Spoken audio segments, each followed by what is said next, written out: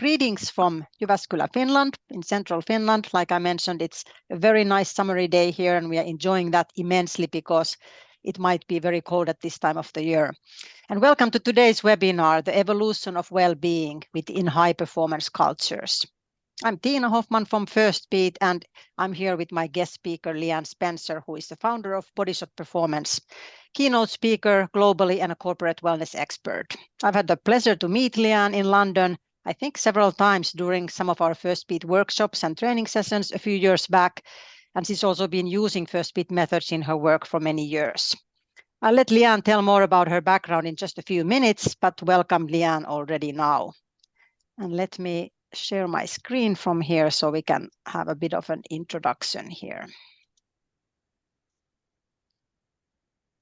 In the 16 years or so that I worked in this field, I've really noticed a clear shift in attitudes towards well-being in a good way, away from sort of pushing until you drop or seeing how we could milk more out of the workforce kind of attitude. But clearly there is still a lot of work to be done. Burnout and anxiety and presenteeism are way too common. And Leanne is going to discuss how well-being has evolved over the years and also what the companies are doing today to invest in the long-term health and performance of their teams. Today's webinar will last 45 minutes. You can write questions in the Q&A box during the session and we'll address them at the end of the session. And we'll also send you the recording afterwards in case you have to leave early or are having any issues during the webinar. I'll start with a very short introduction to First Beat because we do have a quite significant number of new listeners who are just new to First Beat or at least are not using First Beat methods in their work.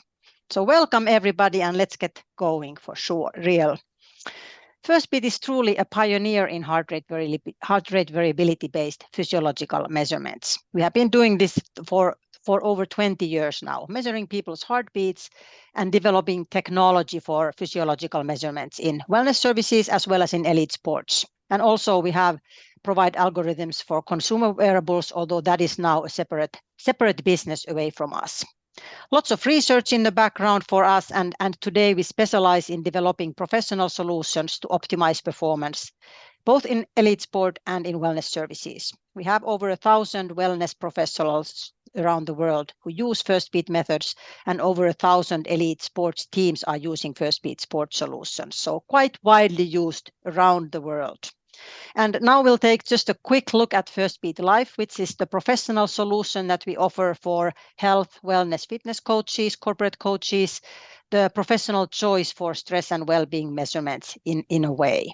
And we start off with very accurate data. The Bodyguard sensor that we use, it detects every heartbeat at 1 millisecond accuracy. It's attached on the body and it electrically detects the R wave. And from that, we are able to analyze heart rate variability, which is the variation between heartbeat intervals. We use that then to provide information about the client's stress and recovery and sleep and different aspects of their lifestyle. And the client will get their results in the app, First Beat Life app that they have on their phone. They can make measurements on their own time and they get their results in the app. But then what makes this a professional solution that coaches are utilizing in their work is that we have a professional portal, First Beat Life portal, where you as the coach or the professional, you can track your clients' progress, you can see their measurement results, you can manage your projects, create group reports if you are doing that kind of thing. So this gives you a clear window into what's happening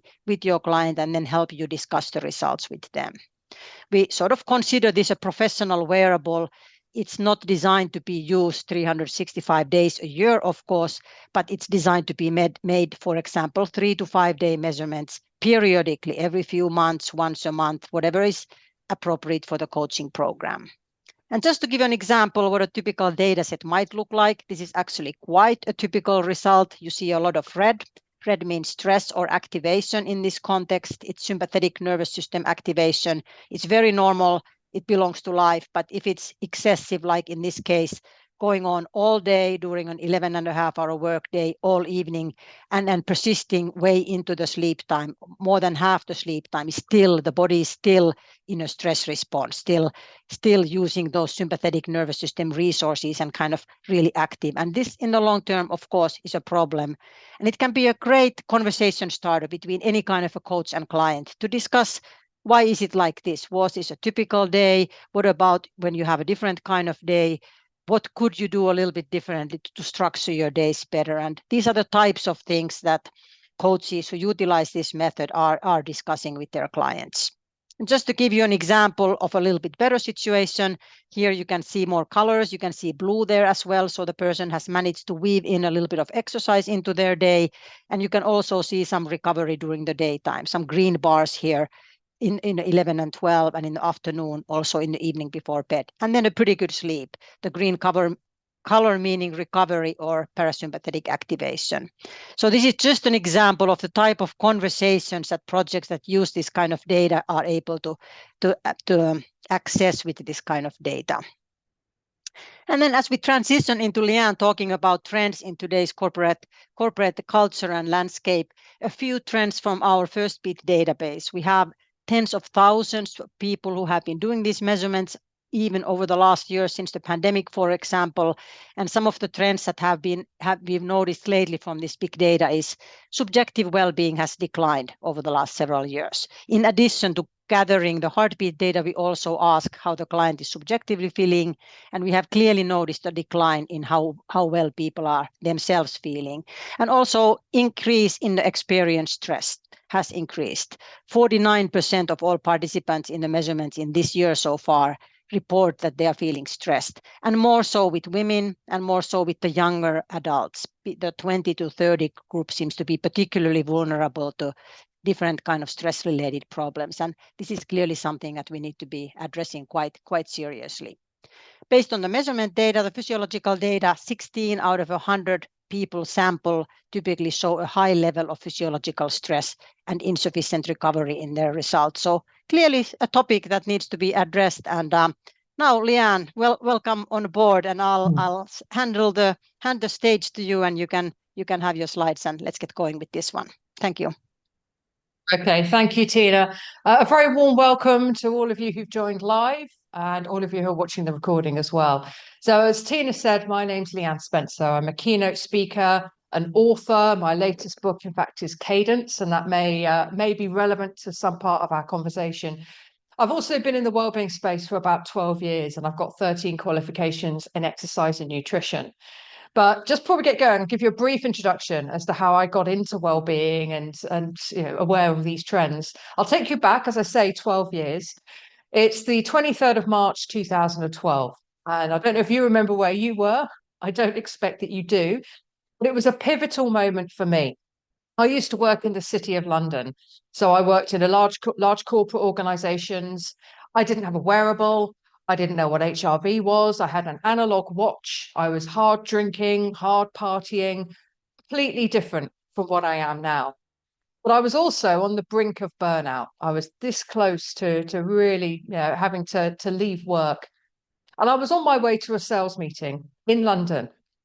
And I was hoping to close a very large sales order in this meeting. But when I got there, the client said to me, "I'm really sorry, but the order you're expecting, it isn't going to happen." You see, he was building a hardware system and I was selling data to be fed into that system. His client had pulled out. So no system, no data required. The whole thing was off.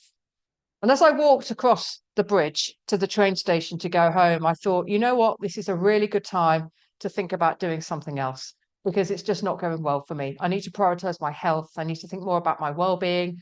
I need to think more about what I'm doing as a true reflection of what I want to be doing. So I took a bit of time to rest and recover. I resigned from that job. And the next thing I did was become a personal trainer because I thought, well, what's around about health, but also allows me to run my own business, make money fairly quickly. So I became a personal trainer. Couldn't believe that my job was to meet you in a park and hold pads for you to box into. It was just amazing. Weather was good here in London. And I actually grew a small team of personal trainers. We became pretty successful over the next 2 or 3 years. But what we realized is when our clients, clients who are a bit like me when I worked in the city, they were working hard, they might be playing hard, or they've got busy family lives, they've got a lot on, and they aren't aware of the signs the body sends about stress. So they're turning up in the parks after work, expecting a high intensity interval session, or expecting to sweat and work hard. But actually, what they needed to do is put their rucksacks on the floor, their bags on the floor, and go for a walk, have a chat, let their nervous systems recover. So we thought, are we doing the best job for our clients here? Wouldn't it be better if we moved, more broader than fitness itself? Because I think fitness is a very important part of health and well-being. But physical fitness is just a component. And that was kind of the first realization for us. So we thought about what else was important that we could share with our clients. Sleep, very, very important for everything, for energy, for mood, for motivation. Nervous system management, which kind of links nicely with first beat. How do we enable ourselves to get into the parasympathetic part of the nervous system, or put simply, to rest and recover? How do we stay energized? How can we look after our gut health, our digestive health, that delicate ecosystem of bacteria we have in our guts, and fitness itself? And we called all those components the 6 signals. We created coaching packages that help people understand how they could sleep better, move better, eat better, drink better, manage their nervous systems, look after their gut health. And that was successful. A conversation with an old boss of mine, who was a very direct, straight talking Yorkshireman from the north of England, said to me, look, you've got a great message to share. Why don't you go back to corporates and start working with people at scale, so you can share this message not with one person at a time, with multiple people at a time? So that's about 2016. That's what I did. And that kind of takes us up to now, without boring you with any more detail, as a keynote speaker, talking about things like energy management, burnout prevention, and so forth. So that's a little bit of background as to how I got here, in a quick summary of the last 12 years that I've spent immersed in well-being. But let's talk a bit about the evolution of well-being. How have things changed over the last, not recent years, but certainly the last 12?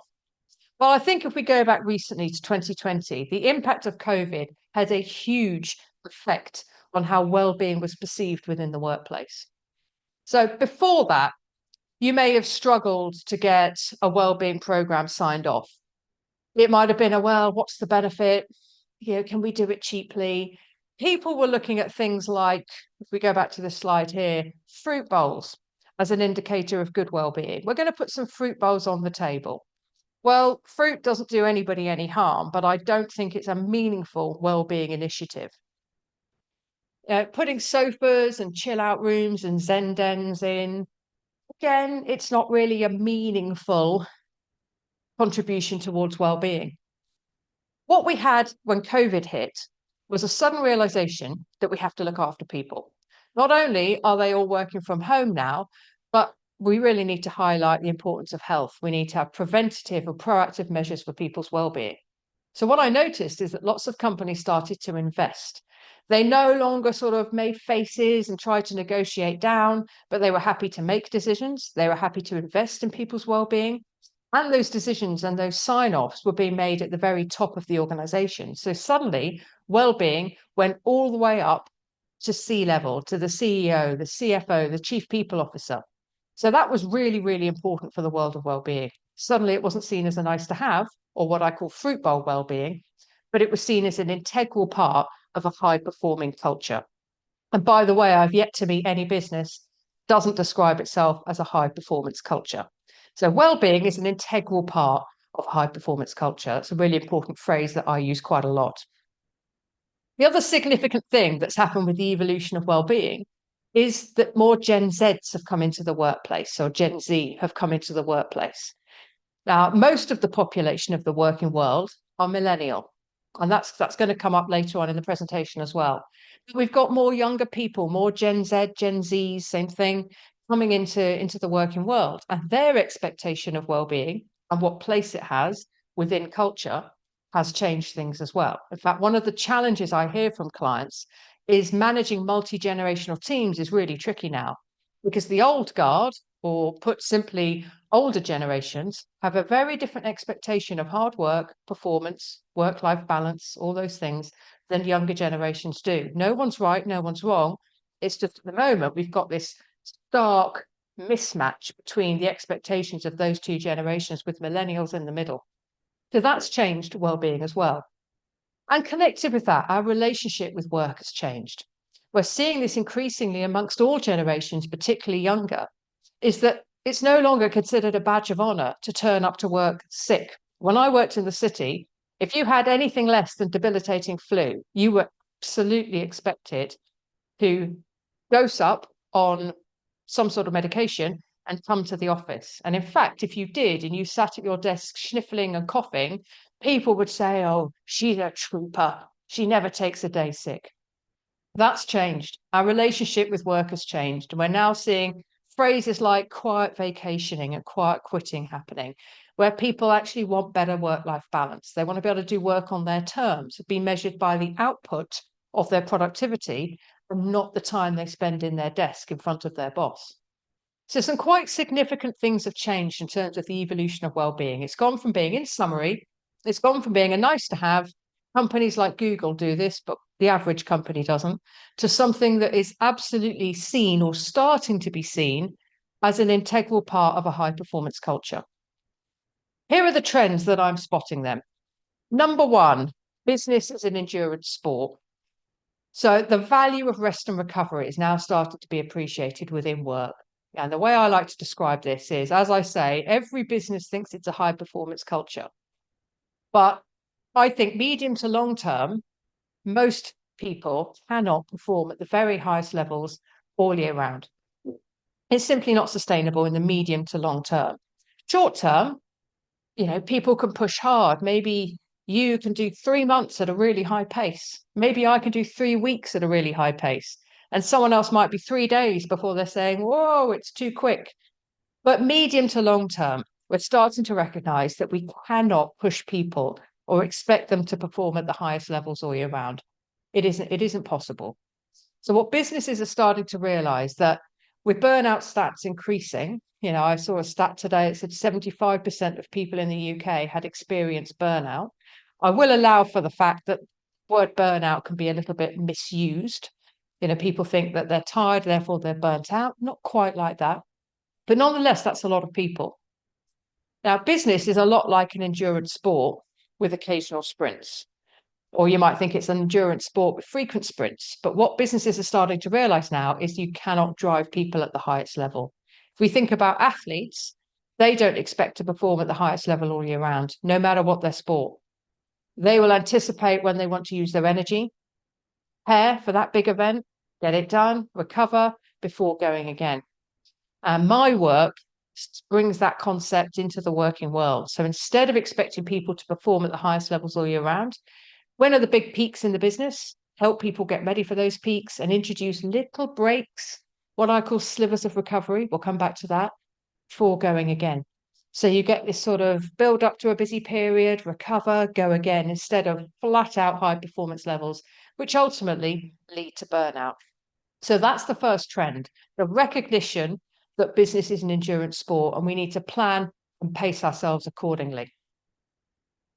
Second trend, the importance of community. And I think this is one that I've been talking about for the last year, but I think we're starting to realize just how important this is. And to connect this with the evolution of well-being, 5 years ago, almost all the companies had people in an office, coats on the back of chairs, taking lunch breaks, coming back, working 9 to 5 or some version of that. Now, some companies have got a hybrid working scenario, or some of them are remote first, so all remote. And what they're particularly realizing is the value of community as part of a thriving culture, but also for the benefit it has on some other things.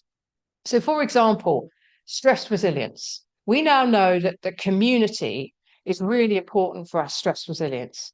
Having other people around you. And for some people, that could be just one other person. It could be a whole ton of people for other folks.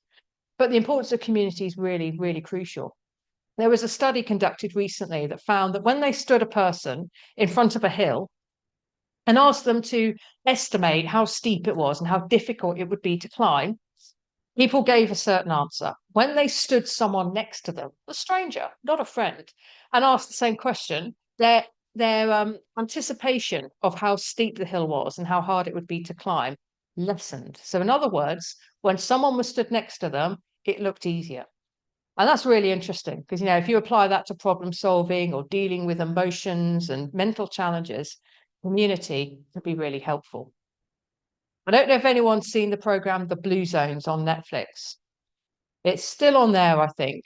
And the Blue Zones are basically these areas of the world that have the highest number of centenarians who live in a healthy state.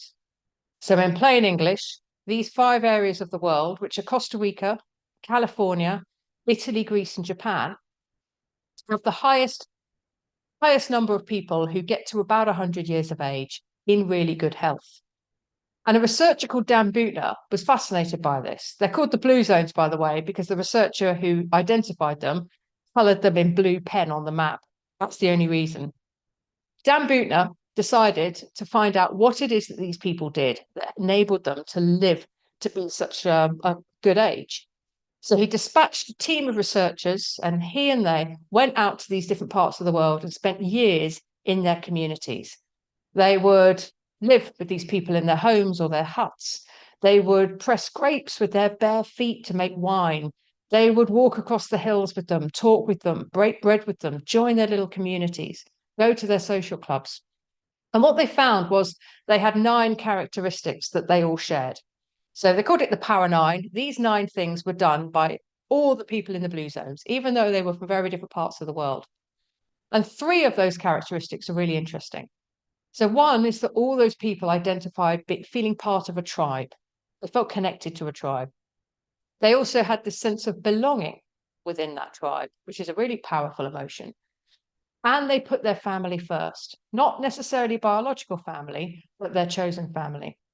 So they're all really interesting characteristics. And I think companies are going to start to appreciate the value of trying to create a tribe, trying to create a community within the workplace, but also giving employees the tools to build communities outside of the workplace as well, because anything that happens outside of the workplace will also benefit people internally. And it developed really good stress resilience for everyone concerned as well. We know that community and social relationships and human connection are an important part of stress resilience. Health span as well, as we've just talked about, and this general sense of connection is a great aspect of community. So I do think we're going to see the value of community be a significant trend for well-being as we move into 2025 and beyond. Okay, trend number 3, personal sustainability. Is this the missing P in ESG?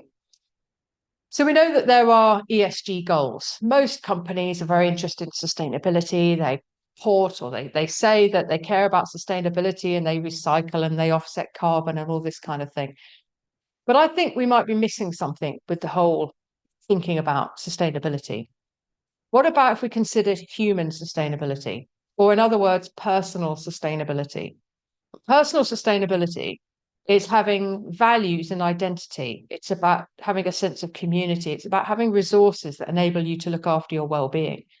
That's my personal sustainability plan, to have the tools that enable me to stay well. And why should a business care about this? Well, a business wants healthy people. Healthy people mean healthy business. But also, if you want me as an employee to help you solve your challenges within an organization, grow your market share, launch that product, all these kind of things that businesses care about, the bottom line, you do need to have sustainable people as well. So this requires a business to look at what wellbeing initiatives they have, to look at their performance culture. What is it expecting of people? Do they have the tools to catch people before they get into burnout? All of this kind of thing. So there's sort of 2 ways to look at personal sustainability. From a business's point of view, what tools and resources are you providing and the culture that you are allowing to thrive, and how does that contribute to the sustainability of your people? But also for the individual's point of view.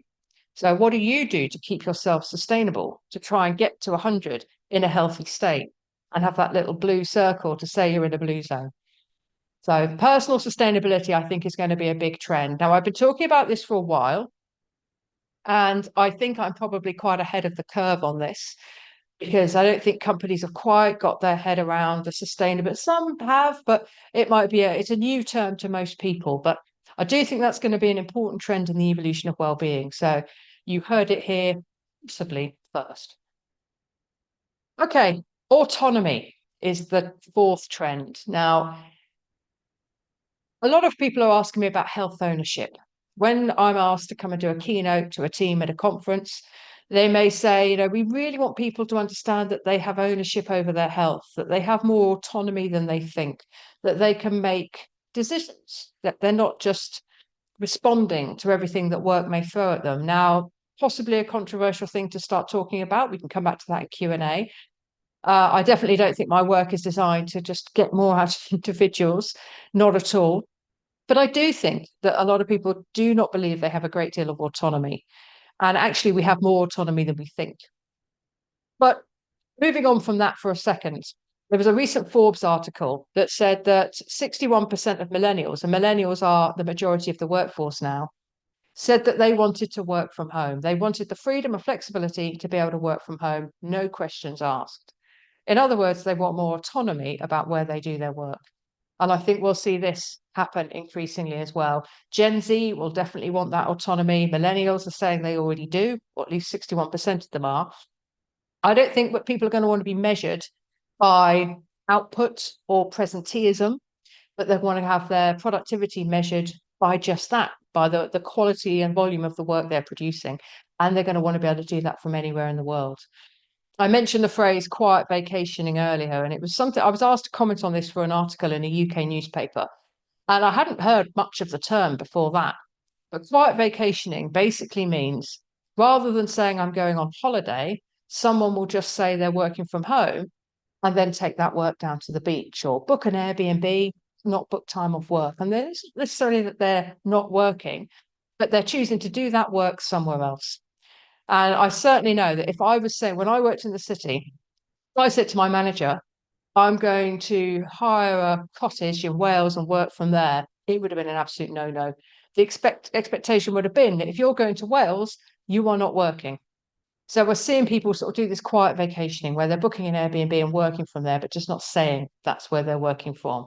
So I think people desiring more flexibility, wanting the option of working wherever they want, working their own way, is going to be a huge trend that we're going to see. And some companies are doing that. They've got these work your way catchphrases or policies where you can do just that, as long as you produce high quality work within the deadlines that are set. So that's autonomy. Finally, return on time invested. So I think more and more we're going to see people demanding real value out of the time they're asked to invest. So, for example, company events. I've noticed in recent years that company events, people don't want to go out and build Lego or do team building stuff unless they can clearly see the benefits they're going to get from this. So it's that return on time invested. It needs to have value. It needs to be purpose driven. It needs to be specific and relevant for people. So not quite so related to sort of wearable tech and that kind of data, but return on time invested.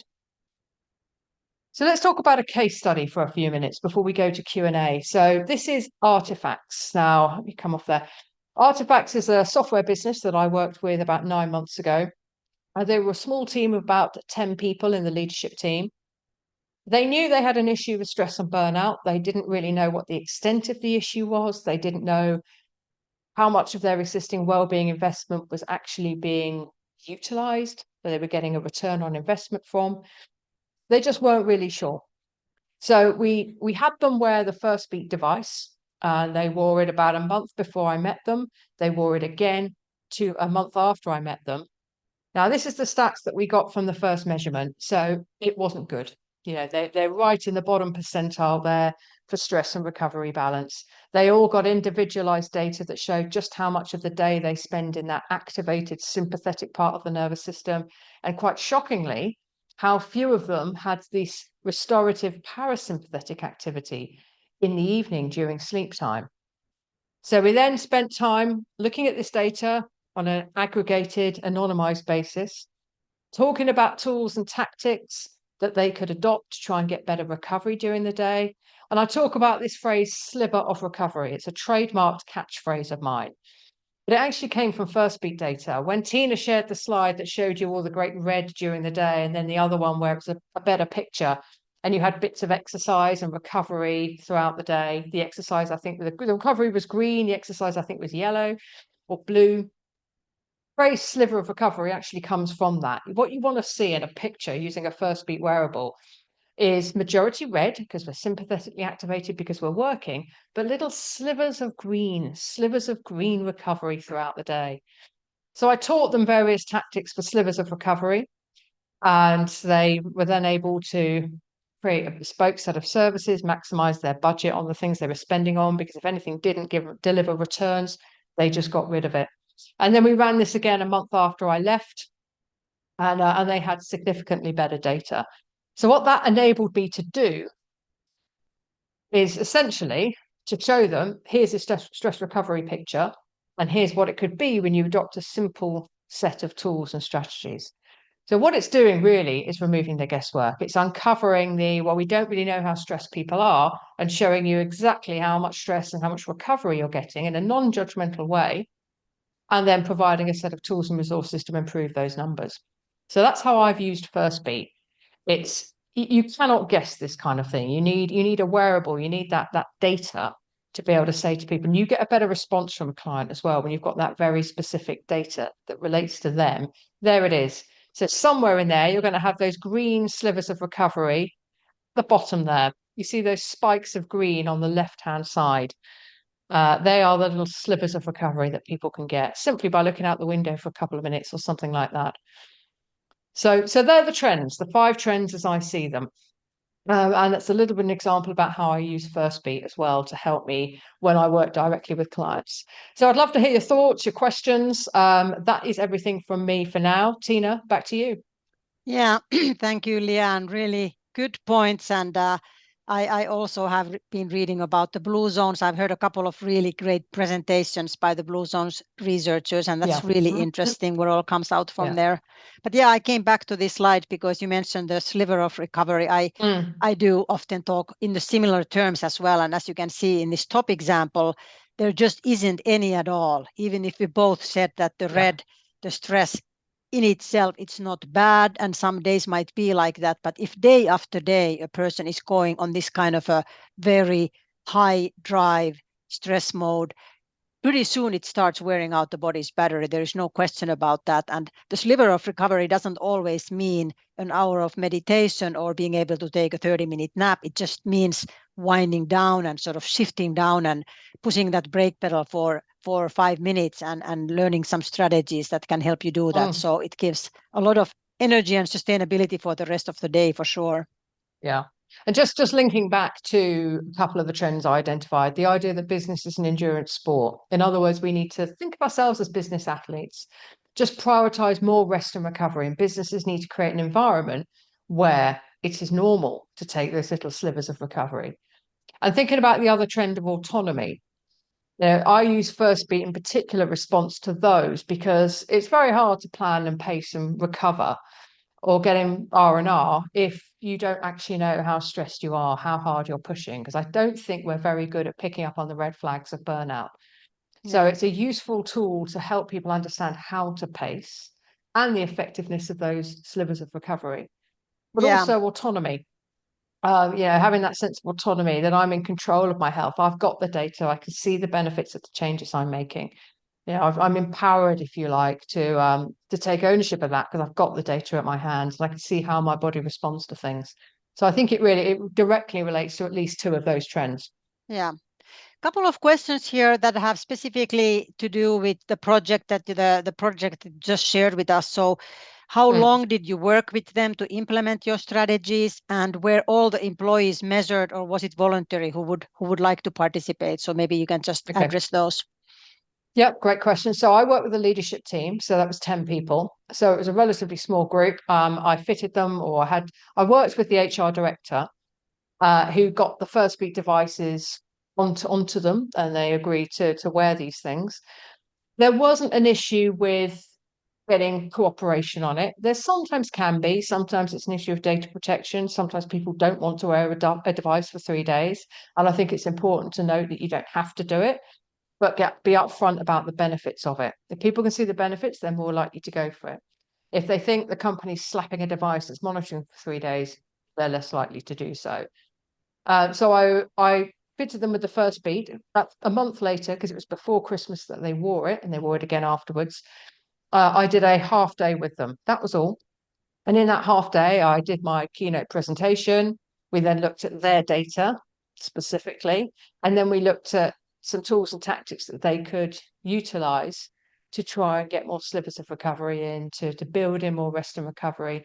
And then as the final piece of that workshop, we looked at how they could then sort of bring that into their leadership style and teach it to their teams. So we covered a lot, but actually a lot of this, trying to get those little slivers of green doesn't need to be a particularly complicated piece of work. It can be. It gives an opportunity for you to then upsell coaching. If people think, oh, I really want to do this, but I've no idea where to start, you've got that opportunity to do direct coaching with them as well. Yeah, absolutely. I've had a couple of really interesting projects this year where I think it was really the eye-opening to some of the people that how fairly small things can actually help make quite a bit of a difference. Definitely. Oh yeah, small changes can have a big impact. Yeah.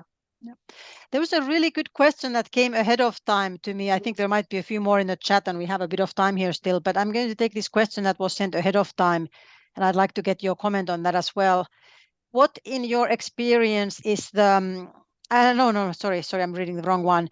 How do you define high performance, and are you ever worried that you actually support a squeeze more out of the lemon approach from your customers when they're being asked to elevate their performance, for example, with first beat data or something like that? So what, do you come across this and how you address to make sure that people don't actually get more stress out of being measured and evaluated? Is that squeezing more out of 11, trying to get more productivity out of them? Do you think that's where that question's going? That's what I took it to mean, yeah. Yeah. I think you do have to be careful that you're not suggesting that this is a way to get more out of people. The way I position it is a little bit as I outlined when I talked about businesses and endurance sport. Nobody can perform at the highest levels all year round. If you think about all the top athletes, Sabalenka's just won the US Open. She won't expect to be US Open Grand Slam fit all year round. She will not maintain that super high level of performance. Same for any other athlete in any other pursuit. The way to get the best out of people, to get them to their full potential, or just to get the best out of people when you need the best out of them, is to encourage them not to consider that they have to perform at the highest levels all year round. So I definitely don't position it as in that way. And I think it just depends how you position this, but it shouldn't be seen. And honestly, we've worked with hundreds of clients, no one's come to us and overtly said, we want to get more out of people. How do we do that? I think people generally want to look after other people. They do also have some very aggressive business goals, and sometimes there can be a contradiction between the two. Yeah. Getting the best out of people kind of conflicts with those business goals. Being quite honest with you, when I do keynotes, I'm often opening or I might be closing, but either way, I'm there from the very beginning. So I listen to the sales director or the CEO talk about what a great year we've had, but we need more. Look at these numbers we've got. We've got to do these numbers, and we know you can do it. I listen to all of that, and then they bring me on, to tell them how they're going to do it. And it isn't by expecting to perform at the highest level you can. I do think there's a little bit of a conflict between business and what drives business and the well-being of individuals. But I think there's a lot of good work that can be done to help people take ownership over their health and to help businesses understand to prioritize the personal sustainability of their people, but still having thriving businesses. Yeah, and I also think that if you are using this kind of physiological data, it is key that everyone understands that the data that you as the participant get, that's for your eyes only and for the coach who is working with you, but not to the management. So the company doesn't get to see the individual results, and it's never in any circumstances, it's not a competition. The whole idea is to help people see what they could do a little bit better so they can feel well, so they would have the energy to perform well. So it really is more of a personal help tool than anything else. But a good question, that is something that we need to be careful that because we all know examples where over measuring can also cause stress people because they start sort of looking after the Oh numbers, yeah. whether it's a Yeah. wearable device or any other Yeah. kind I of mean, device. So not everyone is, I think wearable tech is not for everybody. Some people just don't want it, they don't care. Other people are going to get into a world of pain with all the numbers and, freaked out. And for other people, it can be a really useful tool. Just very briefly, I think where it's excellent is that most of us have just become quite insensitive to the little signs the body sends. How many of you have had this sort of flicking muscle under your eye when you're tired? Tiny little red flag that indicates you just need to get a bit of rest, but we tend to ignore it. And then you may be getting headaches or back pain, and we just ignore it. It's just because I've slept funny. And before you know it, the telltale signs of burnout are really quite strong, and you've just been ignoring that. And what wearable tech and first beat data is very good at is surfacing to the person you're working with, look, I know you think you're doing great, and you are, but actually the data suggests if you just did 3 or 4 things throughout the day or whatever it may be, you could get more recovery, and that would have a great effect on your energy, mood, and motivation in all areas of life. And wouldn't that be great? yeah. So, couple of people are commenting that they've been talking about these topics also as coaches or experts in sleep or experts in recovery for several decades, but they've also noticed how the doors have really been opening and the climate has changed quite a bit in the recent years and after the pandemic. So that's definitely many of us have noticed that on the recent years, and it's a better, more fruitful climate to be talking about these things. Yeah, for sure. Couple of questions about devices here. I'm not going to get into that. Maybe just a really quick mention that we will, there several people had been asking how they could trial this, how could they test FirstBeat, how could they start using that. So tomorrow we'll send with the thank you email and the recording link, we'll send an offer for any potential coach who might be interested in using this sort of a taster package that gives you a few devices and some licenses and access to our online training. So you'll be able to purchase that if you are a new user. If you have any other questions about specifics of how to use FirstBeat or how you could do that, so then be sure to get in touch with us here at FirstBeat. And the slide that I have here, that also has Leanne's contact information. So you're interested in getting her as a speaker or getting her to speak to your teams, because we do have both corporate clients and coaches online here. So you can contact Leanne on that as well. Let me see, we have time maybe for one more question. There was one question of how can you use the data? And actually there was another one here on today's questions too. How can you use data for mental health issues? And Leanne might want to jump in on this too, but I just quickly, from my point of view, I would say that I would always be really, really careful on using physiological data and making too dramatic conclusions from that, because almost any kind of data, it might look good and the person is having mental health problems, or the data might look bad, and it doesn't necessarily mean, just because a client's data is all red doesn't mean that they're having issues with their mental well-being or their mental health. So they don't go fully hand in hand, but it can definitely help us see the issues and sort of react to them early enough and do some preventative actions when somebody's really starting to struggle. But quite careful with interpreting the data too literally in those kind of issues. A lot of sensitivity needed for sure. Yeah, definitely. I think there's some benefit to it, depending on the individual and where they're at and what kind of mental health issue they're having. It can certainly help them to figure out how they could try and get into deep restorative sleep a little quicker. And that would be a positive thing for most mental health conditions. It would help them figure out just how much of their time they're spending in sympathetic, which is not necessarily a bad thing, of course. When we do a workout, we're enjoying, we're sympathetically driven. Tina and I are having a great time, but we're probably sympathetically driven because we're not sitting around with a book, where Quite we're likely, live and we're quite likely read right now. very likely. In fact, I'd be worried if we weren't. But it doesn't mean you're not having a good time. It doesn't mean you're like, oh God, I'm super stressed. But if you can help someone understand how much time they spend in sympathetic activation, particularly in the evening or the night, that can also be beneficial. But I categorically echo what Tina said, which is not a mental health diagnosis tool, but I could see some benefits for some people potentially. Yeah. Maybe I'll take one more comment here, a question, a quick comment on that, besides the obvious of having the slivers of green, can you give a result-oriented CEO any numbers on what they will earn by this? I certainly am not able to provide any like actual ROI numbers, but I can say from numerous corporate projects that I've been involved in that it's really the eye-opening discussions that company culture can have when they undergo measurement projects.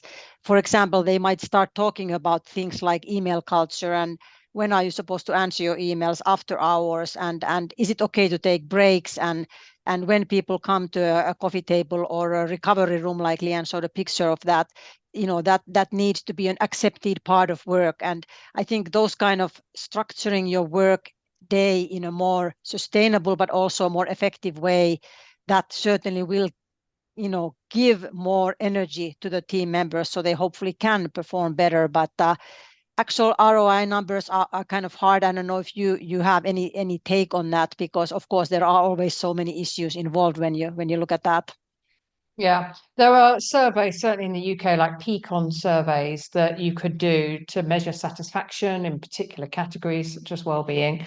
We work with DAZN, the boxing streaming service, not using First Beat on this one, and they saw a significant uptick in that internal employee survey after we rolled out a series of wellbeing initiatives. That has a link to the bottom line. Staff retention, employee retention and engagement has a link to the bottom line. Company reputation, possibility of winning awards. There are things that it's a little difficult to link wellbeing initiatives back to the bottom line sometimes, but again, that door is a lot more open than it was 4 years ago as well. It is possible to do so. Yeah. Sometimes you need to work with the other team who know their CEO well to figure out how you can make a business case for this. So use your network, use the people in that company to help you figure out how to get past that personality. And for those of you who are actually using FirstBeat, who are already FirstBeat partners, or if you join up as a FirstBeat partner, we have a clinic that we provide for our professional users coming up in a few weeks. I don't remember the date now, but you can find it on the partner hub. That's going to be focusing on group projects and sort of this kind of corporate projects. And we'll go through the technical aspects or how you can do it, but also sort of the logistics, our good experiences on how to build those kind of programs and what kind of intervals to measure and what you can do to get the group members to be more engaged. So be sure to sign up for that one, and then we'll go a little bit more deeply into that part of things. But yeah, we are on time right now. So thanks everyone for joining. We had a really nice international group of people online. And thank you, Leanne, so much for your presentation and your Pleasure. Great insights. And hope everyone has a great day. And don't hesitate to be in touch with us if you have any questions. Thank you. Yeah, you can follow me at Leanne Spencer Keynote. That's up on the screen now. Thank you to Tina. And most importantly, thank you to all of you for giving me your time and attention. All the best. Thank you. Bye-bye and have a great day.